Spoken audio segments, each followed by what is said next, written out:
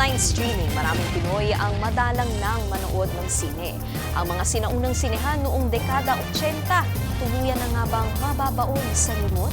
Ang kwento, dokumentado sa aking report.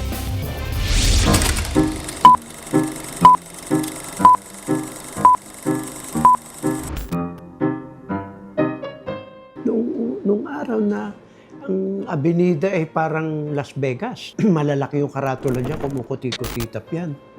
Napakaganda nito nung araw. Para ka nasa Las Vegas talaga. Sa mga sumasayaw na ilaw at di natutulog na kalye noong dekada 80, isang lugar ang nagsilbing pinto sa iba't ibang mundo. Sa mga eskinita ng Recto, Avenida at Quiapo, madadaanan ng mga dating pinilakang tabing.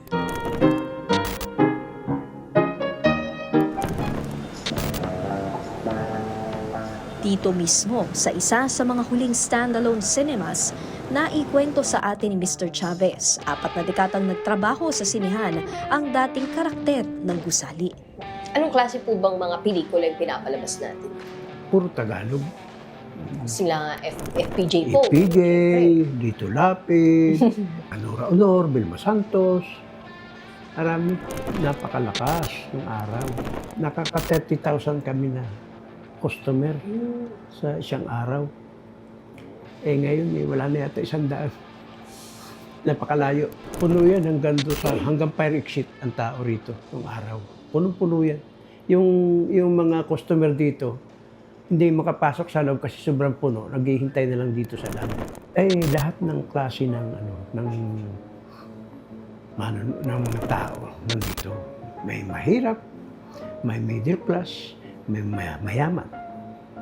Wala naman sila iba halos pupuntahan ng araw kundi dito. Noong araw, magkakasunod ang mga sinehan dito sa may Recto Avenida sa Maynila. Tulad na lang nitong Odeon Theater na ngayon ay Terminal Mall na. Sa pagkakatayo rin ng mga mall, kasi naharangan na ako Yung galing dating mga customer ko ng mga Bulacan, Pampanga, Monumento, dito. Ngayon hindi, nasa Monumento na sila. May mga mall na ron.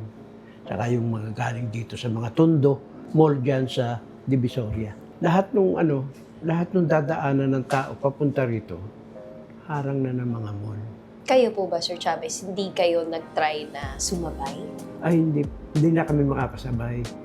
Kasi ang unang-una, hindi na kami bibigyan ng pelikula ng mga producer. Bukod sa wala naman halos na producer na, ilan na lang. Wala na halos gagawa ng mga Tagalog na movie. Wala na. Kaya ngayon nga, maski sa mga mall, puro English na nga nilalabas.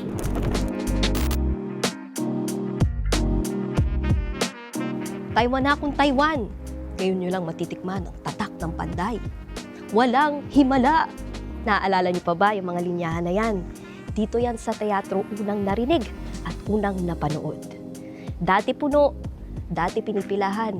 Ngayon, tambak at alikabok na lang ang pumapalakpak.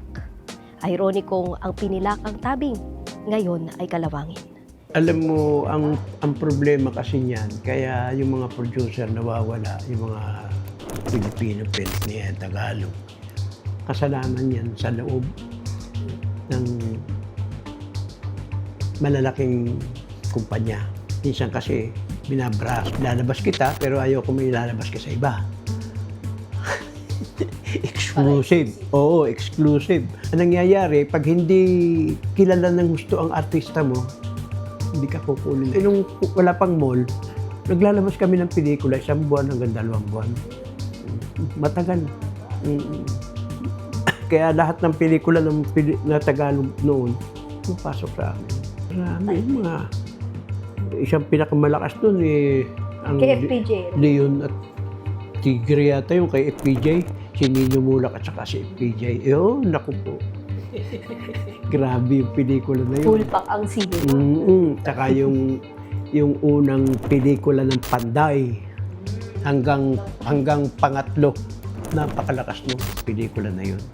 Ang pamimirata ng pelikula at paglipat ng manonood sa online streaming ang tuluyang nagpatamlay sa mga dating malakas na sinihan. Malaki yun na doon sa mga 30% kang nabawas doon sa piracy na yun. Kasi imbis na manood ng sine yung mga tao, bibili na lang ng mga pirated dyan sa bangketa. Biro mo naman 30 pesos. Pamilya mo na manonood. O kung manonood ka ng sine, magkano? Kung halimbawa 6 kayo, sa 100 lang, di 600 na. Sa 30 pesos ka na. Malaking. Kaya lang, siguro, malapit na rin itong magsara kasi hindi naman kumikita. Ito pong Lord's Ito Theater. for sale na rin. So, meron po bang nag-e-express ng kagustuhan na Oo, meron. may interesado? Oo. Mga gumagawa ng kondominium. Sa paglabas ng mga binansagang blockbuster films at pag-arangkada ng independent Filipino films sa loob at labas ng bansa, hudyat na ba para masabi natin na nasa panahon na ng pagbawi sa takilya ang pelikulang Pilipino? Nikki de Guzman, mukha ng maliliit, isyung malalaki, dokumentado. Mga kapatid, Nikki de Guzman po. Para sa pasada ng mga rumaratsyadang balita, mag-follow at mag-subscribe na sa social media pages ng News 5.